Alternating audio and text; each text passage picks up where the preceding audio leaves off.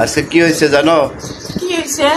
আমি যখন ওই বাজারে গেছিলাম, বাজার থেকে আসতেছি, তো দেখি পাশের বাসার ভাবি ওই রাস্তাতে যাচ্ছে। উনি মনে হয় বাজারে যাচ্ছে, আমার দিকে তাকায় হা করে তাকায় আছে। আমি ফার্স্টে বুঝতে পারিনি কি হয়েছে, তো তাকায় থাকতে থাকতে দেখি খাম্বার সাথে যায় বাড়ি। তা আমি তো মানে অবাক হয়ে গেলাম যে কি এমন, প্রতিদিনই ভাবির সাথে দেখা হয়, এরকম হয় না, আজকে হঠাৎ কি হলো। পরে বাসার নিচে আইসে দেখি যে আমার প্যান্টের চেন খোলা।